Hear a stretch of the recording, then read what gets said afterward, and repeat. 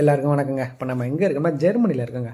ஜெர்மனியில் நான் வந்து அன்லோட் பண்ணி போயிட்டுருக்கையில் பார்த்தீங்கன்னா செம்ம டிராஃபிக்கு. என்னென்னு பார்த்தா வண்டி வந்து ஆக்சிடெண்ட் போல், அதனால் பயங்கர டிராஃபிக் ஆயிடுச்சு. இந்த மாதிரி ஆக்சிடெண்ட் ஆயிடுச்சு அப்படின்னா நம்ம என்ன பண்ணணும்னா, உடனே நம்ம வந்துட்டு வண்டியை வந்து எங்கேயுமே மூவ் பண்ணக்கூடாது. அந்த இடத்துல ஸ்பாட்லேயே போட்டு இந்த மாதிரி ட்ரையாங்கிள் வச்சுருக்காங்க பாருங்கள், ரிஃப்ளெக்டிங் ட்ரையாங்கிள். அது வந்து வார்னிங் இது மாதிரி இங்கே யூஸ் பண்ணலாம். அதை வந்து ஒரு குறிப்பிட்ட தூரத்தில் கிட்டத்தட்ட ஒரு 20-30 மீட்டர் தள்ளி வச்சு நம்ம வண்டியில் அடுத்து பின்னாடி வர வண்டிகளை நம்ம இந்த மாதிரி திருப்பி விடணும். 112க்கு கால் பண்ணணும்.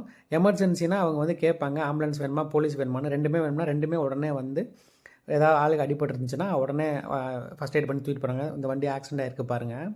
அது மாதிரி வந்து எதுவும் இல்லை, ஒன்றும் பிரச்சனை இல்லைன்னா வண்டியை அப்படியே ஓரமாக பண்ணிவிட்டு ஒருத்தர் இதுக்கு முன்னாடி பார்த்தீங்கன்னா டிவைடருக்கு அந்த பக்கமாக நிற்பார். அந்த மாதிரி நிற்கணும். அதுதான் சேஃபான விஷயம். இது வந்துட்டு ஃபஸ்ட்டு நம்ம வந்து பண்ணக்கூடிய விஷயம் இது மட்டும்தான் பண்ணணும். நம்ம வந்துட்டு ஒன்ஸு போலீஸ் வந்து அவங்க கேஸ் போட்டு நமக்கு வந்து பேப்பர் கொடுப்பாங்க. அது ஒரு நம்பர் கொடுப்பாங்க. அது வரைக்கும் நம்ம வந்து அந்த இடத்துலேருந்து போகக்கூடாது. அதுதான் நமக்கு அப்போ தான் வந்து நமக்கு இன்சூரன்ஸ் அந்த மாதிரி விஷயங்கள்லாம் நமக்கு கிளைம் ஆகும். சரிங்க, நெக்ஸ்ட்டு ஒரு இன்ட்ரெஸ்டான வீடியோலையும் யூஸ்ஃபுல்லான விஷயத்தையும் சந்திக்கிறேன். டாடா, பபாய்.